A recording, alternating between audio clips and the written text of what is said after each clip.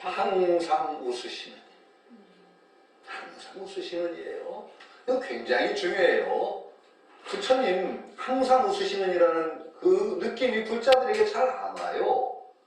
왜 뭐 인생은 괴롭다라고 하는 불교가 어떻게 항상 웃을 수가 있느냐? 이거 굉장히 큰 착각이죠. 괴로움을 바로 보는 게 불교지 괴로움 속에 뒹구는 게 불교가 아니에요. 괴로움을 바로 보는 순간에 불교는 어떻게 되는 거냐? 괴로움에서 벗어나는 길이 시작되는 거예요. 괴로움을 바로 봤기 때문에 그날부터 괴로움에서 벗어나는 길을 걸어가는 존재이기 때문에 언제나 불자가 되는 순간에 괴로움이 줄어들어요. 그래서 나날이 밝아지고 웃음 띄우는 존재가 되는 것이 불자의 길이라는데, 이게 잘 안 돼가지고 불교는 뭐 인생은 고다 뭐 이러는 것을 마치 고 속에서 들어가서 고를 끌어안고 고민하는 종교처럼 느끼는 게 아니거든요. 불자가 되는 순간에 괴로움에서 벗어나는 존재란 말이죠. 그러니까 나날이 밝아져 가는 존재고 웃는 존재가 되는 것이고, 이걸 참 잊어요. 그게 환희심에 충만해 가는 존재죠. 그래서 언제나 부처님을 가까이 모신다는 것은 내가 오늘보다 더 나은 존재가 되는 것이다. 이 향상일로예요. 그게 가장 중요한 게. 이게 불자의 길이고, 그 길은 언제나 더 밝아지고 맑아지고 환심에 충만한 존재가 되는 길, 이것이다 라는 거. 그리고 그 증거가 제가 가끔 드는 그 당시 부처님 교단을 방문했던 사람의 기록, 이게 분명히 증거가 되죠. 다른 교단을 방문해 보면은 어떻다고 그랬어요? 뭔가 칙칙하고 암울하고 이제 어떤 그런 분위기가 있는데, 부처님 교단을 보면은 어떠냐? 밝고 명랑하고 자비심에 넘치고 자신감이 충만하고, 뭐 이런 아주 긍정적인 소설이에요. 그래서 부처님의 가르침을 따르는 그 어떤 중들은 어떠냐? 마지막이 참 멋있죠. 날랜 사슴처럼. 영양이에요. 이제 날랜 영양의 사슴 비슷한 거예요. 영양처럼 가볍게 이 세상을 헤쳐간다. 얼마나 멋있는 그 표현입니까? 부처님의 가르침을 따르는 사람은 날랜 사슴처럼 참 자유스럽게 이 세상을 헤쳐나가는 존재, 이런 존재가 되는 것이 바로 불자가 되는 길이고, 여러분들이 수행한다는 거 정말 그 길입니다. 새말귀 얼마나 좋아요. 모습을 잘 굴리자. 모습을 잘 굴리면 여러분들이 이 모습을 굴리는 것이 날랜 사슴처럼 이 세상을 헤쳐나가는 길이에요. 거기 즐거움이, 기쁨이, 이런 가운데 이 불자로서의 환희가 생기죠. 내가 참 부처님을 만나서 얼마나 다른 존재가, 완전히 이제 차원이 다른 존재로 나아가는 거예요. 이거에 대한 환희심이 생길 때 진정한 불자의 길이 나간다. 올해는 여러분들이 나날이 환희심에 충만해가는 그런 존재가 되시기를 다시 한번 여기서 빌어드립니다. 그러면서 이제 그 경전암송대를 하면서 제가 경전을 암송한다는 건 가장 부처님의 가르침을 내 몸에 붙이는 거다. 부처님의 가르침을 외우고 지송하는 것이야말로 실천 옮기는 기초죠. 이게 굉장히 분위기가 달라요. 저는 유학이 거의 전공이죠. 거의 제 머릿속에 제일 많이 드는 건 사실 유학 경전이죠. 근데 그 논어 같은 거 읽어보면 굉장히 말에 대해서 경계가 많습니다. 용 누러니 민어행. 말에는 눌변이고자 하고 실천에는 민첩하. 그래서 교원영색도선의 교원, 아주 교묘하게 잘하는 말과 잘 꾸미는 모습에는 어짐이 드물다. 그런 어진 사람 별로 없다. 그리고 거꾸로 강의 목눌 근인, 그렇습니다. 사람이 강직하고 굳세고 소박하고 눌변인 것이 어짐에 가깝다. 이런 말이 나옵니다. 그게 말을 경계하는 게 많아요. 그런데 불교는 그런가요? 말에 대해서 어때요? 융화경 같은 거 이렇게 읽다 보면은 엄청나게 큰 찬탄이 주어지는 것이 변제입니다. 변제를 갖췄다. 이거 굉장히 큰 찬탄입니다. 변제라는 건 뭐죠? 이 부처님의 가르침을 올바르게 사람들이 잘 이해할 수 있도록 전해주는 말재주입니다. 쉽게 얘기하면 말재주. 그래서 이건 말재주를 나쁘게 부리면 안 되지만은 부처님의 가르침을 쉽게 참 합리적으로 잘 풀어서 전해주는 그것은 굉장히 존중을 받습니다. 유마거사의 그 변제도 얘기하고 유마거사의 방해했던 천녀의 변제를 찬탄합니다. 사람들이. 아, 그렇게 변제가 뛰어나다. 그건 굉장한 일이죠. 달라요. 그러니까 우리는 그 부처님의 가르침을 늘 받아 지니고 몸에 지니면서 그걸 외우고 실천하고 또 그걸 위타이설이라고 하죠. 건강에. 남에게 그걸 전해준다. 남에게 전해줄 때는 무식하게 전해줘서는 안 돼요. 잘 이해하도록 잘 가공을 해가지고 이게 변제란 말이죠. 그래서 여러분들이 경을 외우는 것이야말로 환희가 오는 것이다. 부처님의 가르침을 자기 몸에 가장 가까이 지니는 일인데 이게 환희심이 넘치는 일이 되어야 된다. 이게 그 강조에서 여러분 이 경전암송대회가 정말 환희심에 넘치는 대회가 돼서 내년엔 더더 축제가 됐으면 좋겠다. 이런 얘기를 했습니다. 그러면서 경전암송을 너무 경건에 치우쳐서 하지 말고 우리가 좀 경전암송에도 우리 환희를 전하는 그런 어떤 그 변형이 필요한 현대적인 저는 그렇게 생각합니다. 변형. 그래서 중국에도 보고 그러면요 대단한 이 같은 것을 현대적인 문율에 맞춰서 하는 아주 신명나는 이 가락을 붙이는 경우가 많아요. 저는 필요하다고 생각해요. 우리나라에도 천수경 하고 그것을 랩에다 맞춰서 스님들이 징청하면서 한 게 있는데 남들은 좀 어색할지 모르지만 저는 그걸 젊은 애들이 틀어주니까요 어깨가 흔들고 이게 달라. 이게 환희심이 나와야 된다. 그러니까 너무 고전적인 경전암송에 매달리지 말자. 우리가 얼마든지 변형을 줘서 우리가 일상적인 삶 속에서도 즐겁게 경전암송을 할 수 있는 그런 길도 모색해보자라고 강조를 했더니 제가 막 심사위원으로 강조를 했더니 심사 기준에 창의성이 들어갔어요. 갑자기. 창의성. 그러니까 스님들도 조금 암송하는데 약간 변조를 두는 그런 점 하고 이 해거 스님이 굉장히 어른이라고 그 암송대를 했더니 달라졌대요. 처음에는 그렇게 막 딱딱하게 하더니 애들이 태권도 동작에 맞춰서 경전암송을 한대요. 막 태권도 동작에 맞춰서. 그리고 어떤 암송팀은 부처님 파트가 있고 제자 파트가 있잖아요. 그럼 부처님 파트는 또 곡조를 달리하고 제자 파트 번갈아서 하기도 하면서 아주 재밌게 연극을 하듯이 또 암송을 한대요. 얼마나 멋있어요. 그런 것들이 나와서 어떤 이 시대에 새로운 문화를 정착하고 우리 삶에도 재미있게 참 환희심, 삶 속에서 느끼는 그런 문화를 만들어 나갔으면 하는 게 참 바람이에요. 우선 모습을 잘 불리는 것 속에 그런 것도 들어갈 수가 있고 저는 우스개로 하면서 하도 이제 딱딱해서 제가 재롱 좀 피워오겠습니다 하면서 우리 집에서 제가 하던 거 전에 얘기했죠. 갑자기 안수라님 법성계 공부를 하는데 아침에 법성계를 도량속 삼아서 한번 암송을 해달라고. 그래서 제가 아침마다 법성계를 한 3번씩 이제 도량속으로 했는데 그러다 보니까 너무 딱딱해서 그걸 이제 뽕짝에다 붙였죠, 제가. 여러 뽕짝에다 다 붙여봤어요. 근데 그 뽕짝도 좀 고음으로 올라가는 뽕짝에다 붙이면 끽해서 안 돼. 그렇죠. 붙이다 보니까 제일 무난하고도 고음에 안 올라가고도 좋은 게 뭐냐? 꽃마차라는 그 가요. 옛날 가요죠. 어떻게 돼요? 노래하자 꽃소울 그렇게 되는 겁니다. 거기다 붙이면 딱 맞아요.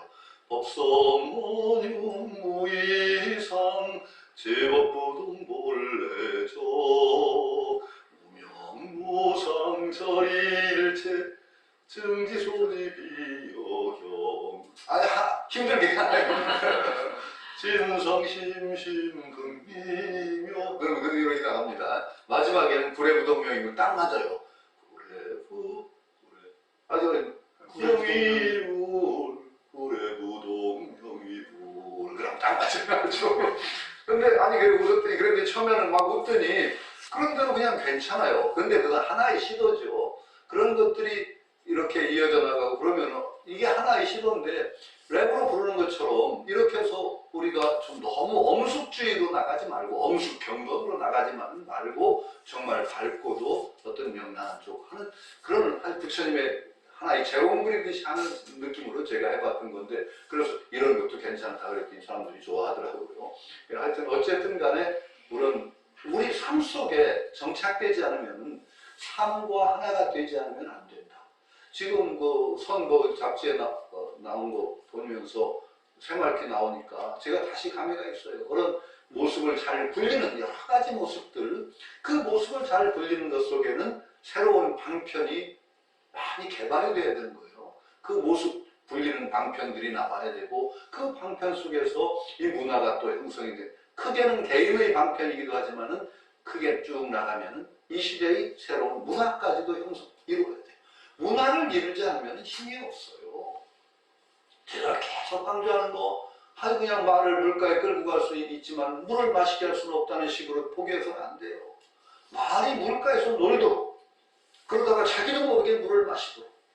그러니까 이 어떤 우리의 일상적인 삶이 바뀌고, 그것이 여기서부터 하나의 새로운 문화를 형성해 나갈 때 그 문화 속에 몸을 담그게 되면 자기도 모르게 물을 마시는 그런 것이 되어나가는 게 참 제 바람이죠. 끊임없이 하여튼 저는 그 소리를 하는 게 그런 목표를 전하는 대로 가지고 있습니다. 예, 가끔가다 뜬금없는 짓을 하더라도 그렇게 이해를 해주시고, 갑자기 왜 뽕짝에다 불경하게 그거 아니야, 그런 얘기 하시지 말고. 아이고, 그래. 자, 그러면 오늘 어디 가죠? 관음인 이분을 했던 67, 67.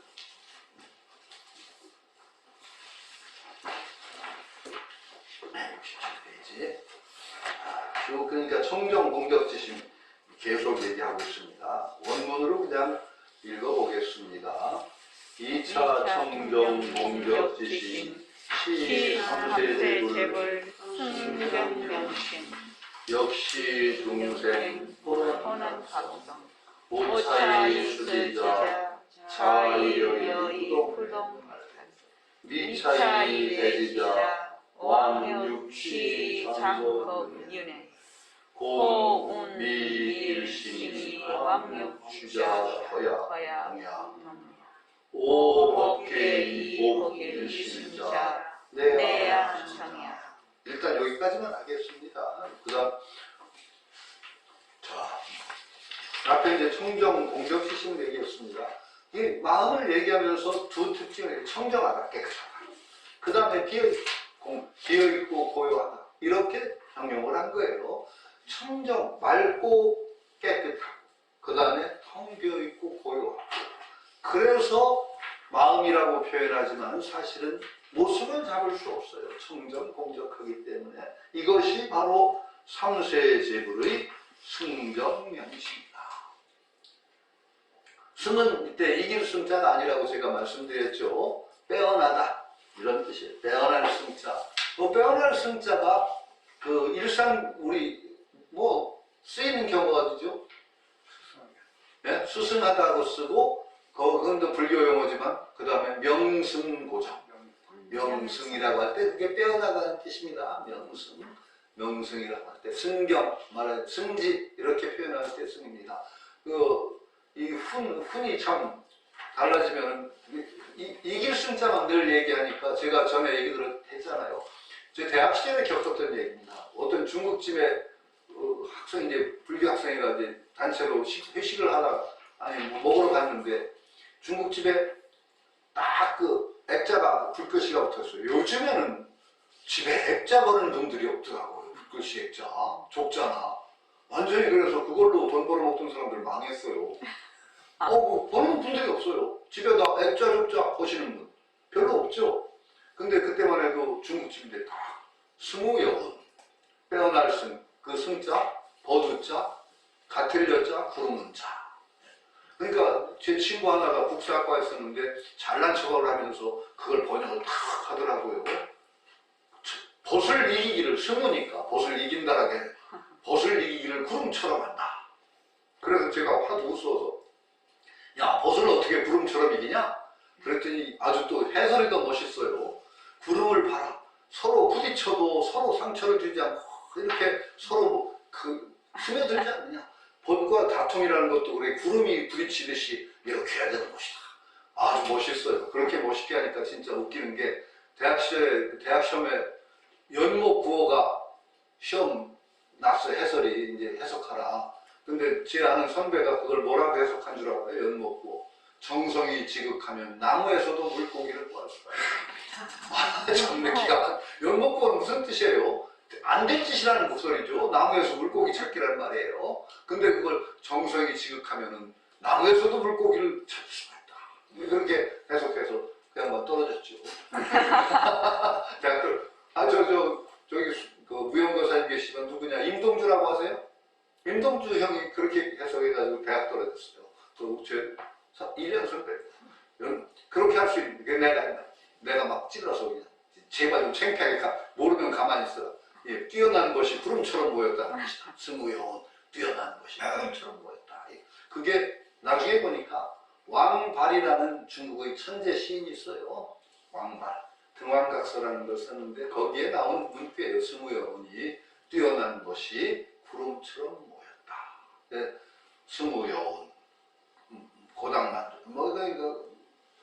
그런데 그 왕발이 일단 제가 해명의 집이니까 참 당시대의 천재 신인인데 일찍 죽었어요. 30대 되기 전에.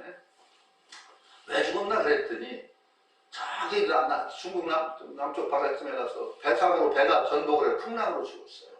왜 또 그게 거기서 배로 물에 빠져 죽었냐 그랬더니 아버지가 하노이쯤에 태수로가 있었어요. 중국에서 거기까지 이제 관리를 파견했는데 아버지가 그쪽에 하노이 가까이에요. 거기 이제 부임을 가 있으니까 아버지 찾아가다가 배사고로 죽은 그 왕발이라는 천재 시인이 있어요. 예, 하여튼 그 스무여운, 그래서 성경이라고 하니까 빼어나고, 그치? 뛰어나고 뛰어나고 맑으며 그 밝은 마음. 그러니까 부처들의 마음이라 뛰어나고 참 아주 뛰어나고 밝고 깨끗한 그 마음이 바로 공덕영지심이고, 또 마찬가지로 중생의 본원각성, 모든 중생들의 본원각성, 근본이 되는 깨달은 본성도 그것이란 말이지. 중생과 부처의 마음이 둘이 아니다. 본래 각성이라는 것도 그거고 그 마음도 그거다. 요게 이제 가장 중요해요. 근데 이제 각성이라고 하고 얘기하니까 제가 이제 또 여기서 좀 시간 도깨비를 하나 또 해야 되겠어요. 저 연말에는 이제 법보신문에 제가 논설위를 오래 하고 있으니까 송년회를 한다고 해서 갔더니 그때 또 그 총무원장 스님도 법보신문에 필진이더라고요. 되기 전부터. 그러니까 총무원장이 총무원장으로 나온 게 아니라 필진으로 나왔다고 하면서 뭐 참석을 하죠. 그런데 나중에 이제 제가 또 나이를 먹고 그 참 좀 불쾌하다. 나이 먹는다는 게 좋은 건 아닌데 보다 보니까 이제 그 나이가 꽤 많은 축에 들어가요. 제가 그것도 하니까 또 금강제 이제 연재가 끝났습니다.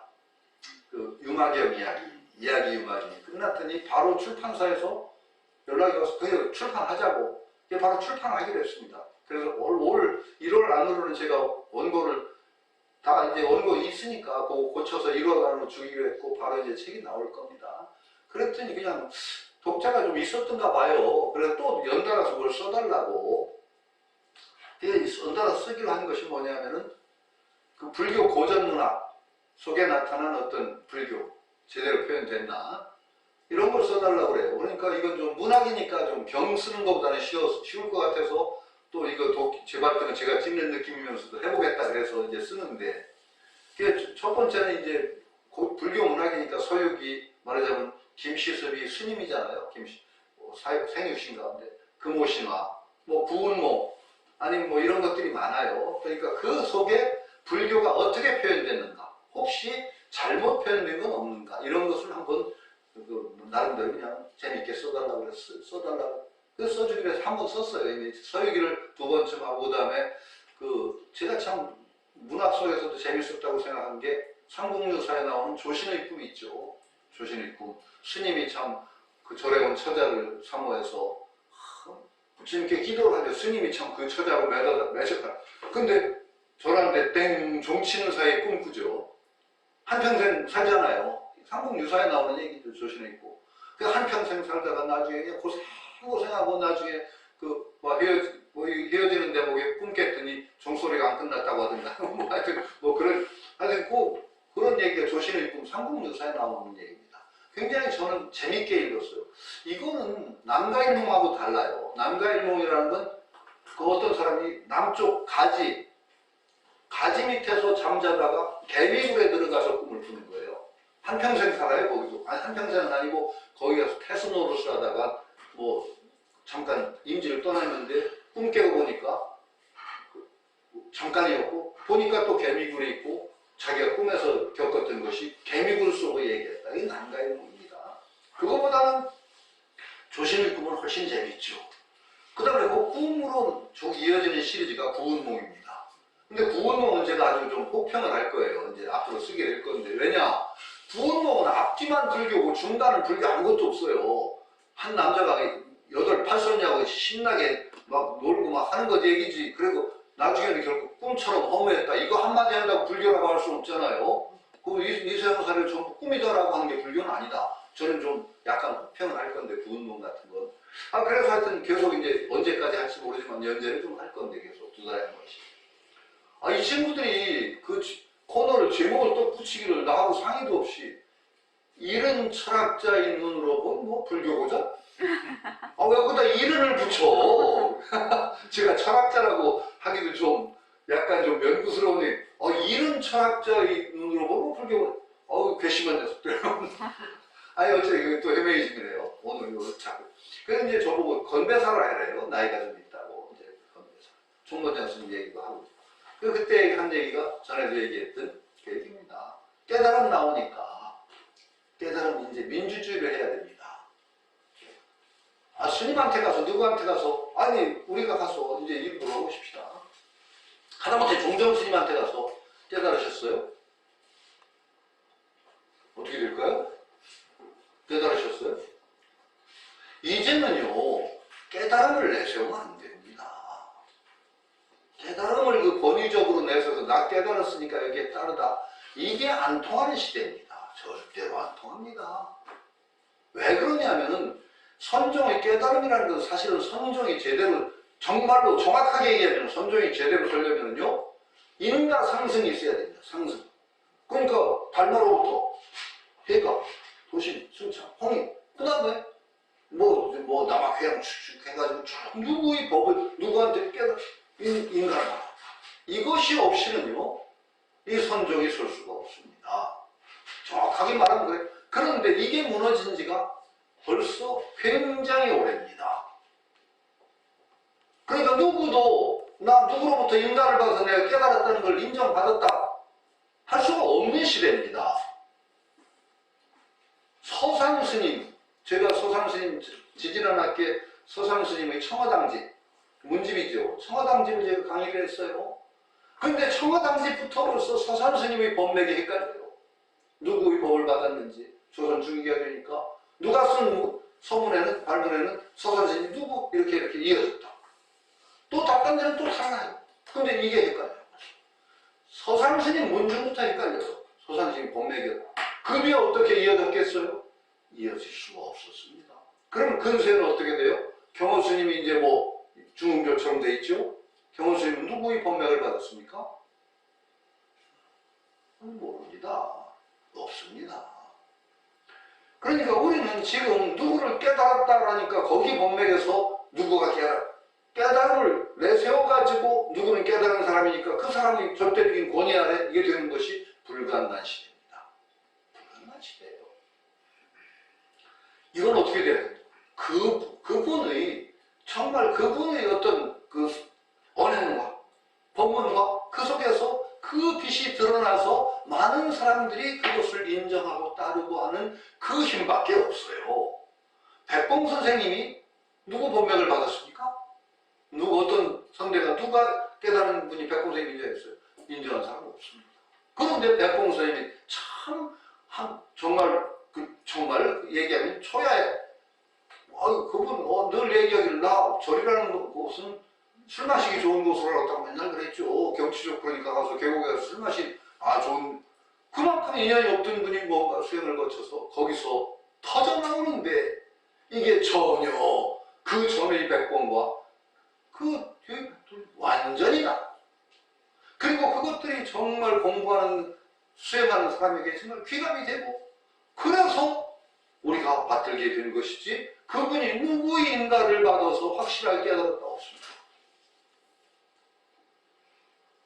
유신행 원장한테 깨달으셨어요? 뭐라고 대답할 거예요? 그런 식으로 깨달음을 가지고 사람을 주눅들게 하고 그러면 안 됩니다. 깨달음은 우리가 모두 우리를 깨달음으로 나아가게 하는 원동력이 돼야 되는 거예요. 힘을 주고 깨달음을 향해서 나아가는 존재가 되어야 되고, 그런데 우리는 지금도 부처님 거울 속의 제자의 몸은 제자의 거울 속의 부처님에게 되돌아 귀의하는 이치를 알면 부처가 부처 이름과 힘이네. 우리 속에 부처가 있어서 그 속에서 깨달음의 빛이 웅터나오는 존재예요. 그러니까 우리가 모습을 잘 불리는 속에 부처의 모습을 대박해내는 것 존재들이에요. 그건 다 소중히 여겨야 돼요. 그 속에서 나오는 부처의 빛, 부처의 마음, 부처의 지혜가 중생상 속에서 드러나는 것을 우리는 소중히 여기고, 그렇게 서로 격려를 해가면서 깨달음이라는 것이 우리를 이끌고 나가는 원동력이 되어야 되는데, 지금 어떤 식으로 아직도 그런 구습에 나와서 너 깨닫지도 못한 게 무슨 큰 소리야? 이러면 안 된다는 거죠. 여전히 그런 소리를 하는 사람들이 있어서 제가 건배사로 깨달음의 민주주의를 지향합시다. 민주주의로 하자. 우리 대중의 어떤 지혜, 이 속에 부처님의 지혜가 나온다. 그러니까 깨달음을 권위로 내세워서 뭐 이런 식으로 깨달음으로 사람 주눅들게 하지 말고, 깨달음을 우리 여기 나오는 대로 보는 각성이 있어. 이것을 드러나는 부처 공부를 통해서 우리를 힘차게 앞으로 나아가게 하는 그런 깨달음이 되도록 합시다. 그랬더니, 근데 건배사는 망했어. 너무 어렵게 했더니, 건배했더니 사람들이 호응을 잘 못해가지고 두 번 했어요. 잘 안 돼서. 그랬더니 한 기자가, 나 지금도 오늘 송년회는 선생님 건배사밖에 기억이 안 날 것 같아요. 이게 건배사를 잘못해서 기억이 난다는 소리야. 이게 깨달은 민주주의가 나중에 다음에 만나서 이제 따져주려고. 너 그게 무슨 소리였어? 내가 건배사를 엉망으로 건배제창이 좀 어그러진 게 기억에 남는다. 따져줄 건데, 어쨌든 간에 저는 지금 좋게 해석하고 있어요. 내 건배사가. 하여튼 어쨌든 간에 여러분들은 이것에 대한 믿음, 부처님의 참 깨끗하고 뛰어난 그 마음과 나의 본원각성이 둘이 아니라는 그 확고한 믿음 아래 그 깨달음의 빛을 내 속에서 튀어나가는 그 수행의 과정이에요. 모습을 잘 보이는 그 과정, 그 수행, 이게 모두 이것에 대한 확고한 믿음 위에서 이루어져야지, 이것에 대한 확고한 믿음이 없이는 수행 자체가 이루어지지 않습니다. 이게 굉장히 중요해요. 신의 행정이라고 할 때 신이 왜 중요하냐? 여기에 대한 확고한 믿음 없이 여러분들이 어떻게 공부를 해나갈 거예요? 근데 이건 그것도 또 신에 이르기도 쉽지는 않아요. 뭔가 정말 이 설법 듣고 하다 보면 정말 또 어느 때 또 다 확신이 와요. 이게 또 하나의 디딤돌이 돼서 확고한 믿음 아래 공부를 해나가는 거죠. 중생의 본원각성, 뿌리가 되는 각성. 5차, 이것을 깨달아서 수지자, 지켜나가는 사람은 좌이려, 앉아있기를, 이려는 한결같이, 이런 뜻이에요. 변함없이, 같이, 한결같이 해도, 이려니까 뭐 그대로 번역이 되네요. 일은 하나, 그러니까 한결, 같이, 한결같이 앉아서 한결같이 있어도 부동해탈, 움직이지 아니하고 해탈하고, 움직이지 아니하고 해탈을 하고. 여러분들은 그러니까 지금 우리 상태가 언제나 해탈지향형으로 있느냐? 아니, 얘기하면 사람이란 존재는 누가 그랬어요? 거미와 같은 존재다. 거미 줄을 매달고 중간에 있으면은 거미가 위로 올라갈 거예요? 아래로 올라갈 거예요? 연장선 마음대로 거죠. 거미가 위로 갈 수 있고 아래로. 인간이란 존재가 그렇게 표현했어요. 우리는 요 순간에 정말 해탈로 방향성을 잡고 있느냐, 말하자면 윤회로 방향성을 잡고 있느냐가 여기서 결정이 나요. 언제나 그런 결정 과정, 우리는 삶 과정이 그래요. 우리가 해탈, 말하자면 부동해탈로 방향성을 잡고 있으면 해탈한 거예요. 바로 그 자리가 수리받은 자리고, 아니 제가 들은 말, 시간이라는 거는 그건 원래가 뿌리가 없고 덧없는 거예요. 뭐 정말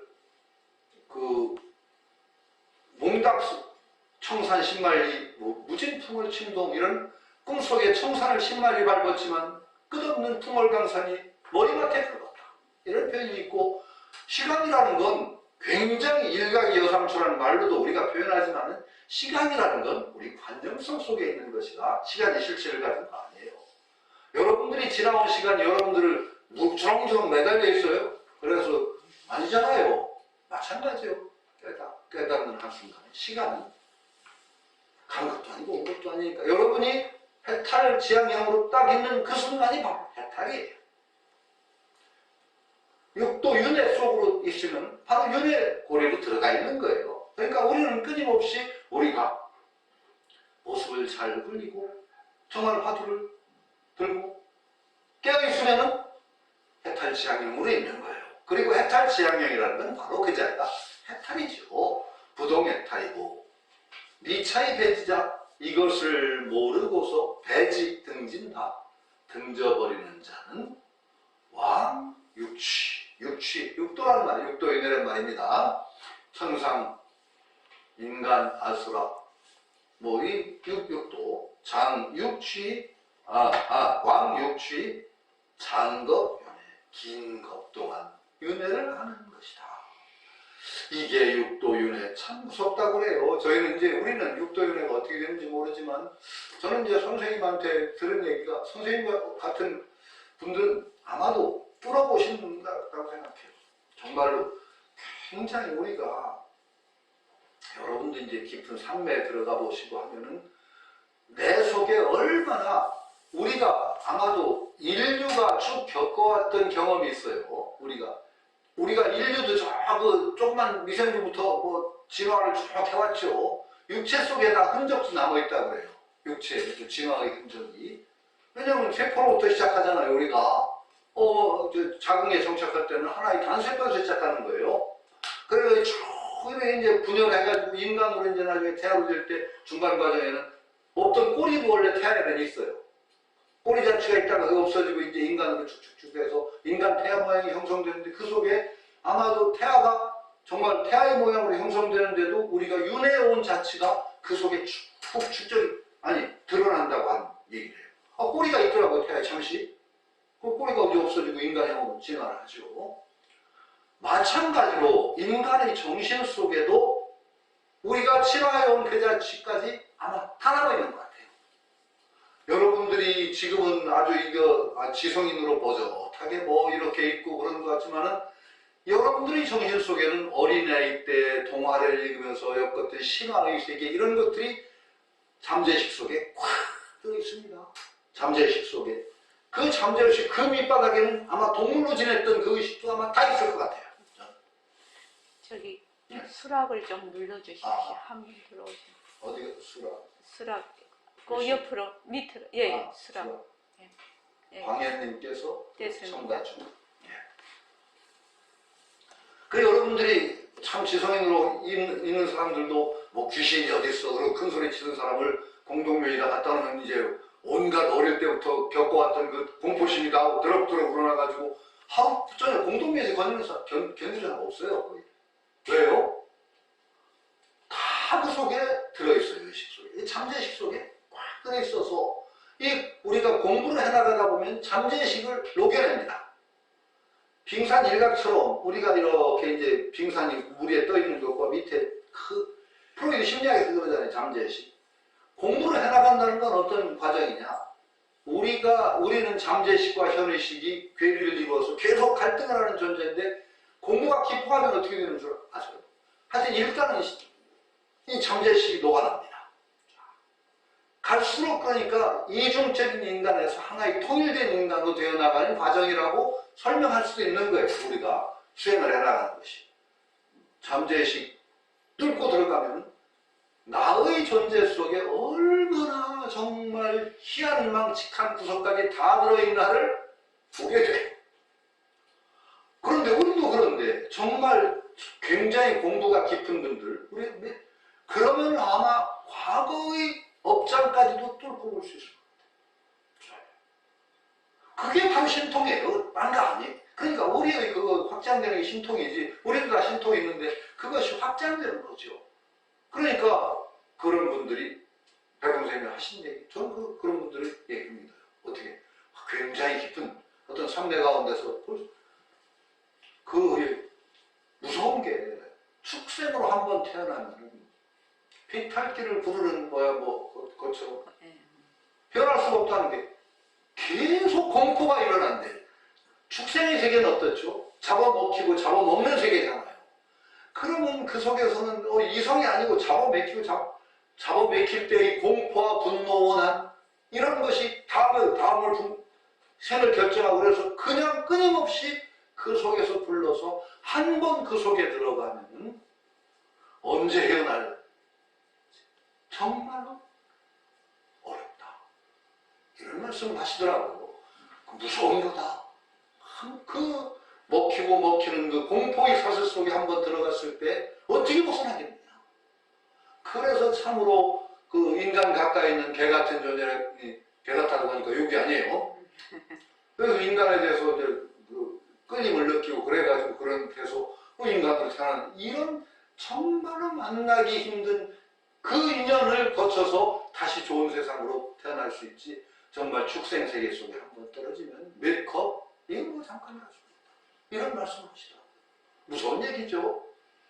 육취에 들어간다는 거 무서운 얘기라는 걸 이제 우리가 꿈 같다 헛소리예요. 무서운 꿈 꾸면 얼마나 진짜 그런데 그런 헛소리 하지 말고 우리 참 밝은 꿈, 좋은 꿈을 계속 나가서 그 꿈 속에서 나중에는 우리가 공부를 해나가고 나중에 완전히 꿈을 벗어나는 그런 데까지 가야 되는 게 우리 목표인데 한번 이 마음에 대한 정말 마음을 몰라서 여기에 대한 믿음이 없이 헤매게 되면은 참 왕육취라는 거죠. 그러니까 참 그런 까닭에 말씀하시길 어떻게 미일심이 왕육취자 이 마음을 헷갈려서 마음을 잘 몰라서 육취에 떨어지는 자는 거야 동야 그쪽으로 흘러 빠지는 것이고 이제 변화의 세계 속으로 끊어없는 어떤 변화의 세계로 흘러가서 움직이는 그런 존재가 되는 것이오. 오 법계의 복이신 자, 이 법계의 진리의 세계를 깨달아서 복일심, 이 한 마음을 이때는 복이라고 읽어야 됩니다. 회복한다. 한 마음에 회복한다. 돌아오는 자는 내야 정량. 거래라고 얘기 좀 방향성을 얘기하는 거예요. 이게 해광만조해가지고 참 근원으로 돌아오는 것이 아니라 근원으로 돌아와서 말하자면 고요해지는 그 수행의 길을 겪는 것이다. 이렇게 얘기할 수가 있다는 거죠. 참 우리가 어떤 존재가 되어나가느냐? 바로 이 순간도 끊임없이 우리는 갈림길에 있어요. 갈림길에. 이 갈림길 하나하나에서 우리가 정신을 차리고 있다. 이것이 얼마나 소중한 거냐? 이걸 이제 실감을 하셔야 돼요.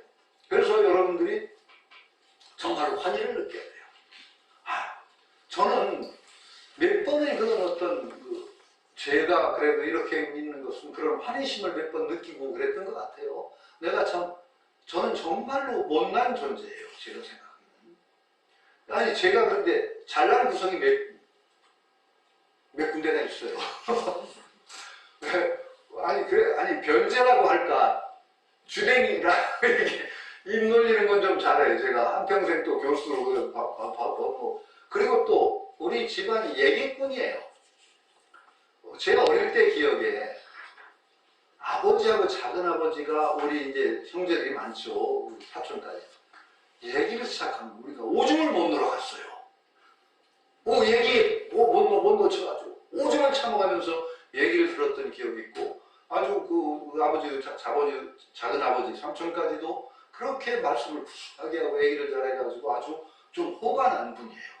그래서 저는 어릴 때부터 얘기꾼으로 호가 났어요. 뭐냐? 제가 우리 집에 야당책이냐 포성용의 요제지 같은 게 이상한 얘기들 많잖아요. 그 책에서 그걸 제가 중학교 때 그걸 다 읽었어요. 그래서 제 동생들 놓고 울렸다 웃겼다면서 얘기를 제가 얼마나 잘했든지 고모들이 참 너는 어떻게 어린데 그래서 아마 얘기하는 재주는 제가 하는 재주는 좀 있었던 것 같아요. 그게서 아마 나중에 교수도 하고 아마 그랬던 것 같은데 그 나머지는 별로 재주가 없어요. 진짜 재주 없어요. 참 하나 인간으로 따지면 굉장히 세상에 그냥 교수 하나 그랬으면 망할 사람이에요. 아, 그리고 또 놀기는 되게 좋아해요. 놀기는 또 좋아하지. 또 좀 게을러요. 그래서 내일로 미룰 수 있는 일을 오늘 하지 말자가 좌우명이라고 그랬더니 처음에는 헷갈려 하더라고. 그러니까 내일로 자꾸 미루는 그 버릇도 많고. 그런데 이제 몇 가지 재주가 있었는데, 정말 저는 지금 거짓말이 아니고, 저는 보통 일반 기업이나 이런 데 갖다 내놨으면 정말 망했었어요. 정말 망했어요. 정말로 조직 문화에 정말로 적당치 않고, 고등학교 때 마지막에 적성검사 봤더니요, 돈 버는 영역하고 조직은 적성이 없어요. 적은 게 아니라 거의 없어서 안 보여요. 오죽하면 담임선생님이 깜짝 놀라면서 나 너 같은 애 처음 봤다. 그 적성을 가지고 제가 일반 사회 나가 성공할 수가 있었겠어요? 저는 지금도 고마워해요. 그때 제가 그걸 봤던 것을. 그러니까 제가 우스갯소리로 소크라테스가 한 말, 너 자신을 알라를 히라보 원어로 하면 뭐라고 그랬어요? 기억하시죠? 알라 니 꼬라지. 아니 꼬라. 히라보 원어가 이제 너 자신을 알라의 히라보 원어가 이제 알라 니 꼬라지 했더니 어떤 분이 그 스펙이 어떻게 되냐고 그래서 당신하고 다시 얘기 안 한다고 그랬는데 알라 니. 제가 정말 고등학교 졸업할 때 제 꼬라지를 좀 아는 거예요. 내가 이런 꼬라지구나. 그러니까 그 꼬라지를 가지고 어디 기업체 취재한다니 이런 데 간 생각을 아예 접은 거예요. 그게 굉장히 고마운 거죠. 아예 그래서 그 길 가기를 딱 포기한 것이 얼마나 잘한 겁니까? 제가 제 꼬라지를 모르고 어디 가서 돈 벌어보는데 나가겠다고 했다든 설쳤다든 그러면 무슨 꼴이 났겠습니까? 참말로 고마운 거죠. 그러니까 그런 꼬라지를 제대로 알고 제 재주가 하나가 그렇게 있어서 그걸 이제 산 거죠. 그러니까 여기서 생각하면은 참 거기서 이제 그 부처님 법을 만났다는 것이 굉장히 저는 큰일이에요. 굉장히 큰일이고 지금 삶을 쭉 돌이켜보면은 몇 번의 아주 굉장히 중요한 고비가 있는데 그 고비 때마다 제가 어떻게 좋은 방향으로 선택이 됐어요. 그 중에 가장 중요한 계기 중에 하나가 백봉 선생님 만난 거예요. 그 백봉 선생님 만나기 전과 만난 후이 저는 너무 달라서 사람들이 애가 이상하게 변했다고 했어요. 이상하게 변했다. 그 전에 저 고등학교 때 저를 이렇게 지금 여자애 같았다고 해요. 조용하고 말도 없고 아주 그리고 제가 좀 가정에 풍파가 많아가지고 굉장히 염세적이었어요. 굉장히 염세적. 불교에 들어오게 된 것도 그 염세관 때문에 이 세상이라는 건 정말 어떻게 참고 살아야 되는 것 같은데 그런 얘기를 하는 건 불교밖에 없어 어떻게 들어온 것 같은데 백공사님 만나고 어떻게 혼이 났든지 그 다음에 이건 아니다. 그래가지고 많이 변했어요. 그 대학 다니면서 참 그래서 대학 다닐 때 저를 보는 사람들은 좀 밉상스러웠대요. 너무 자신감을 쳐가지고 백공사님의 영향이 조금 좀 약간 나쁘게 작용한 것도 있어요. 그러니까 뭔가 인간한 걸 알겠더라고요. 얼마나 설쳐되는지. 그러다 보니까 조금 있다가 또다시 또 좋은 방향으로 이제 꺾였죠. 이거 아니다. 내가 정말로 뭔가 제대로 알지도 못한 놈이 설치는 거 너무 부끄럽다. 부처님 이렇게 산다는 건 부처님께 죄짓는 짓이겠다. 그래서 내가 오죽하면 제가 오죽하면 한 20년 절에를 안 갔을 거예요. 그게 제 부끄러운 과거가 하나의 어떤 귀감도 될 수 있어요. 타산지석이라고 해서 그렇게 살면 안 되죠. 그렇게 살면 안 되는 거죠. 그러니까 그 나중에 이제 다시 돌아오긴 했지만 그런 과정들이 있는데 그 백공선생님 만났고 그 다음에 또다시 이제 나중에 서당을 들어가서 사수함경을 외웠죠. 그때는 정말 그거 없었으면 제가 공부를 못했을 거예요. 제가 그때 대학원 다니면서 장충중학교 도덕선생을 했어요. 일주일에 한 17시간 강사죠. 강의를 했는데 그때 45,000원 보급을 받았어요. 그런데 성경에서 장학생을 뽑아서 지원을 하는데 한문을 가르쳐주고 5만 원을 준대요. 뒤집힐 거 아니에요? 열심히 가서 강의해도 45,000원을 받는데 가르쳐주고 5만 원을 준대요. 그게 그래서 참 운이 좋았죠. 합격을 했어요. 장학생 시험에 엄청 어려웠어요. 그 장학금 나중에 다음에 8만 원으로 올랐다가 15만 원까지 올랐는데 그게 어느 정도 수준이냐? 중소기업 월급 수준이에요. 매달 월급 수준을 주면서 딴 공부 일치하지 말고 사수학년 요라. 통째로 외워야 돼요.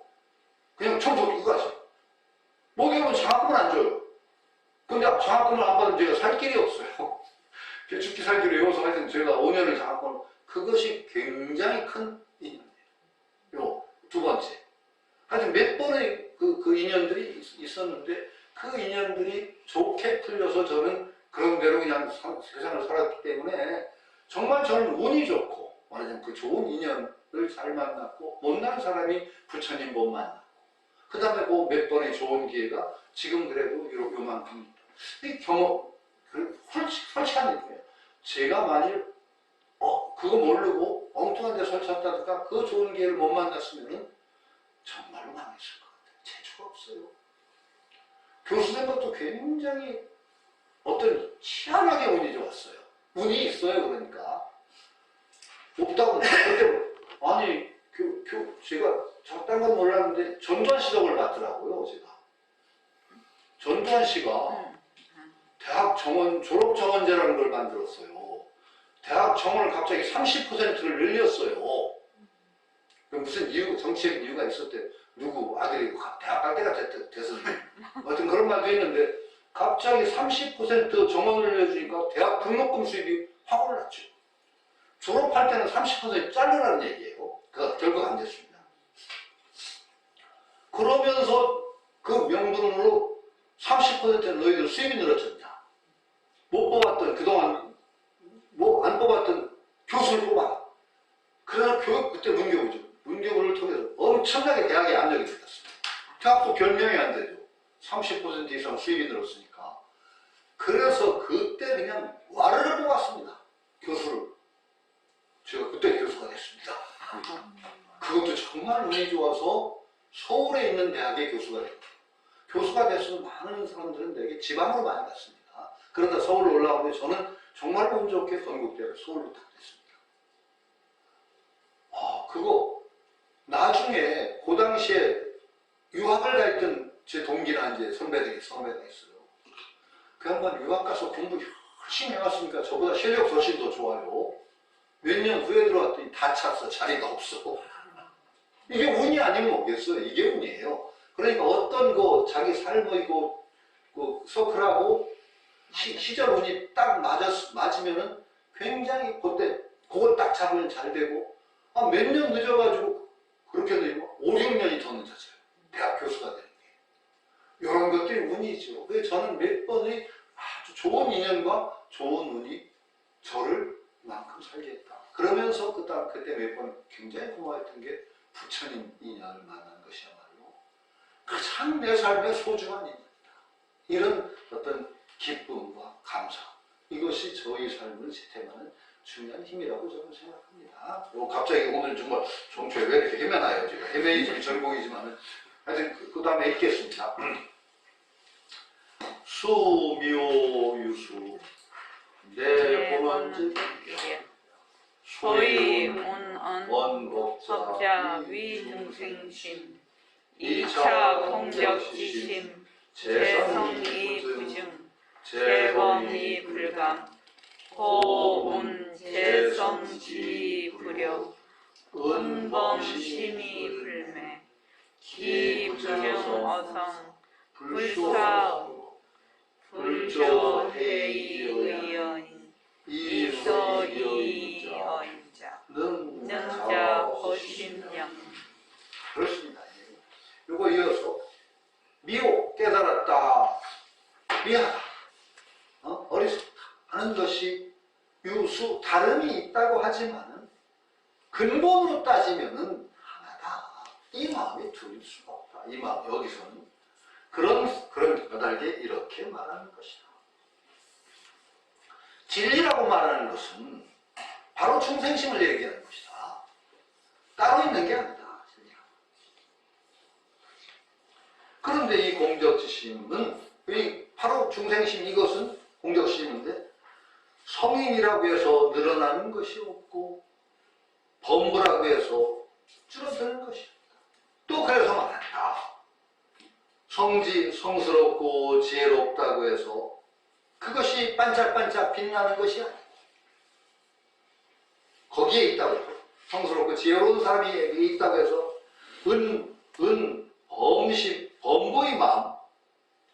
범부의 마음에 그것이 숨겨져 있다고 하더라도 어둡지 않다. 기부증어성 성인에 의해서 늘어나지 않고 불소범 범부에게서 줄어들지 않는다. 불조가 무엇으로서? 무엇 때문에? 무엇으로서? 보통 사람과 다를 것이냐. 그러니 이 여인 보통 사람과 다른 까닭은 무엇이냐? 자기의 신념을 잘 지켜나가는 것, 이것에 달려있을 뿐이다. 본래 있는 그 공적지심을 지켰냐 안 지켰냐, 여기에 달려있을 뿐인 것이다. 네? 요것이 굉장히 중요한 거예요. 요것은 저는 이건 뭐 다 아는 얘기니까 제가 한다. 그 맹자 얘기가 갑자기 생각이 나요. 맹자가 이렇게 얘기를 해요. 맹자 이제 공부하는 요령에 있어서는 굉장히 비슷해요. 맹자는 뭐라고 해요? 순이냐 아역이냐. 요순 같은 성인도 사람이고 나도 그 대장도. 그런데 그분들은 그렇게 뛰어나게 됐는데 나는 왜 이러고 있느냐. 이게 평생의 어떤 걱정이래요. 그래서 훌륭한 길을 걷는 사람 하루아침에 근심이 없다는 거예요. 평생의 근심은 있대. 근심이 뭐냐? 늘 자기에게 지우는 책임. 순 같은 그 성인도 대장부 하나의 장부고 나도 장부인데 그분들은 그런 위대한 인격을 이루었는데 왜 나는 이 꼴로 있느냐 이거예요. 그런 맹자의 근본 어떤 마음의 자세 바탕에는 그런 얘기를 하는 가운데는 순과 같은 사람의 마음과 나 같은 사람의 마음이 둘이 아니라는 거예요. 똑같아요. 그 맹자의 얘기를 공부는 뭐라고 하느냐? 학문적으로는 다른 것이 없다. 학문의 길은 다른 것이 없다. 다른 것이 없다. 국이방심이 자기의 놓아버린 마음, 잃어버린 마음을 찾는 것일 뿐이다. 이게 이제 마음을 주장하는데 조금 다를 수 있지만 거의 방향이 같아요. 내가 잃어버린 마음, 놓아버린 마음, 지금 우리가 원래 그 공정경제의 마음, 불조와 똑같은 마음, 우리가 놓아버리고 알지 못하고 행해져버린 마음, 그걸 찾는 것이다. 여기서는 자호라게 스스로 보호한다. 그렇죠? 이렇게 얘기했죠. 똑같아요. 그러면서 맹자의 말, 참 저도 거기서 맹자의 말 참 절감돼요. 사람이 자기 집에서 기르던 닭이나 개가 도망을 가고 그걸 잊어버리면 부지런히 찾으면서 쥐 마음 잃어버리고서는 찾을 줄 모르다. 이렇게 탄식을 해요. 또 뭐라고 얘기하냐? 사람이 무명지라고, 여기 무명지인가요? 무명지 같은 게 조금 꼬부라져서 안 펴져. 근데 사는데 별 지장 없죠. 약간 꼬부라져서 안 펴져. 그런데 요거 무명지 펴주는 의사가 있다면 천리를 멀다 가서 핀대. 맹자가 그러면서 왜 그러냐? 무명지 하나가 남하고 좀 다르다고 해가지고 그거 피려고 애쓴다는 거예요. 그런데 지 마음이 고장나가지고 건강한 마음 아닌 거는 고칠 줄을 모른다. 이렇게 얘기해요. 이렇게 따지면 참 똑같아요. 우리가 사는 것도 비슷하죠.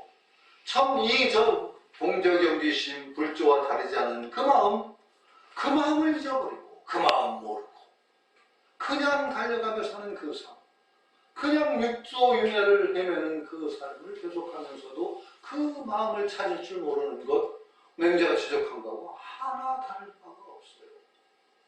거기서는 이제 물론 전제가 다르죠. 맹자는 이제 불조가 아니고 그럼 대인이 된다고 그래요. 사람이 큰 사람이 있고 작은 사람이 있대. 작은 마음을 기르면 작은 사람이 되고 큰 마음 기르면 작은 몸을 기르면 작은 사람 되고 큰 몸을 기르면 큰 사람이 되는데 맹자가 얘기하는 큰 몸이 뭐냐? 바로 마음이에요. 맹자죠. 그래서 맹자 공부법 같은 것이 사실 불교와 비교해도 굉장히 비슷한 게 많아요. 굉장히 비슷한 게 많아요.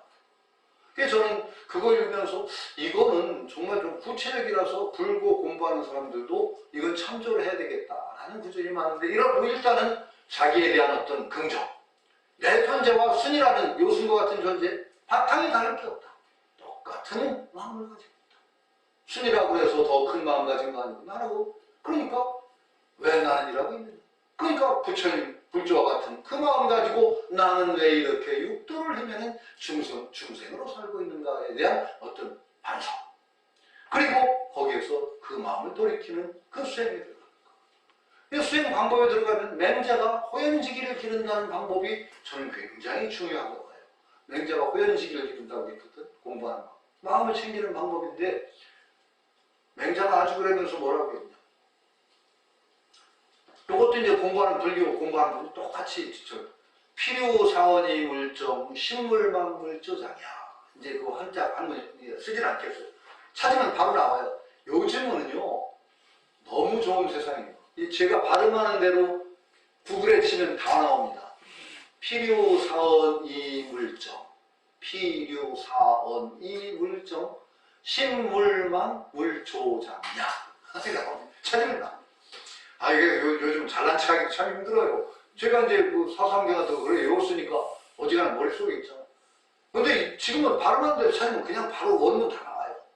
그러니까 뭐 잘난 척. 그리고 틀리면 바로 찾아내요. 또 아주 골치 아파요. 무슨 소리냐? 맹자의 말이에요. 마음 생활하는 법이에요. 마음 닦는 법. 필요사원이 물정. 반드시 일 삼아야 돼. 일 삼아서 공부하는 것을 일 삼아서 해야 됩니다. 내 일로 삼아야 돼요. 그런데 물정, 바를 정자를 쓰는데 이 장자가 뭐냐? 기필하지 말아야 된다. 반드시 요때 요만치기까지 언제까지는 여기까지 갈 거야. 이런 식으로 몰아붙이면 안 된다는 거예요. 절대로 공부는 그렇게 하는 거 아닙니다. 언제까지? 이렇게 하면 필요선 물정. 공부 그렇게 하면 병나요. 그냥 해나갈 뿐이지. 왜 안 돼? 나는 왜 안 될까? 언제 내가 뭐 경성 이런 식으로 생각하면 필요사원이 물정. 그 다음에 신물망 물조장. 신물망 마음에 잊지 말되 잊으면 안 돼. 공부하는 것을 물조장이야. 억지로 키우지 말라. 그러면서 억지로 키우는 것의 병폐를 맹자가 얘기할 때 알묘조장을 알묘조장 곡식 이삭을 뽑아서 크는 것을 도와준 그 예가 있죠. 맹자에 나오는 알묘조장이 어떤 사람이 송나라 사람이 참 곡식이 자기 밭 곡식이 자라는 안 자라는 걸 불쌍하게 여겨서 어느 날 가서 다 이삭 뽑아줬죠. 자, 그 집에 와서 내가 피곤해 죽겠어. 곡식 자라는 걸 도와주느라 좋아. 지방 사람들이 다 놀래가 뛰어나왔더니 다 말라 죽었더라. 이게 알묘조장. 또 재미난 얘기. 이게 헬메니즘인데 중국에서 바보로 등장하는 사람은 다 송나라 사람이에요. 송인이야, 송. 중국은 여러 나라가 이제 본건이 있었으니까 송나라, 공장 노나라, 노, 뭐, 진, 초, 제, 뭐 이런 여러 나라가 있죠. 중국에 바보로 등장하는 사람은 다 송나라 사람이에요. 각주국어. 이 바보 유명한 얘기가 뭐, 각주국어. 배를 타고 가다 칼을 떨어뜨렸는데 배전에다 표시하고 칼 여기 떨어졌다. 여기서 찾은 거예요. 배는 흘러가고 있는 각주국어. 수주대토 뭐예요? 토끼가 급하게 달리다가 그루터기가 머리를 밟고 죽었어. 그래 토끼는 여기서 죽는구나. 그러고 거기서 토끼 기다리는 사람.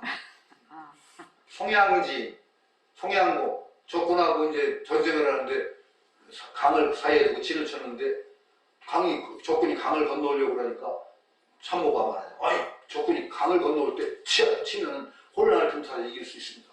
송양국이 뭐라고 해? 어떻게 군자가 나무에 이기를 틈타느냐? 기다려라. 건너와서 정비하기 전에 쳐야 됩니다. 아, 군자가 어떻게 나와요? 다 정비한 데에 싸워서 졌죠.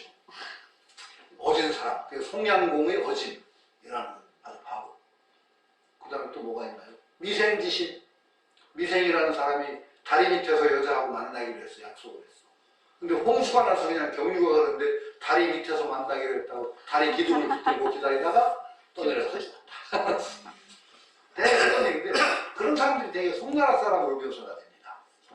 송나라 사람들이 유직하고도 바보 같다는 얘기를 아마 비아냥거리면 한 것 같은데 그게 이유가 있는 것 같아요. 이게 역사적으로 보면은 주왕조와 은왕조가 있고 주왕조가 있습니다. 하은주로 내려가죠. 중국 고대 역사가. 주왕조는 저 서쪽에서 밀고 왔습니다. 은왕조는 동쪽입니다. 근거지가. 그래서 서쪽에서부터 쭉 밀고 들어와서 주왕조와 은왕조를 멸망을 시킵니다.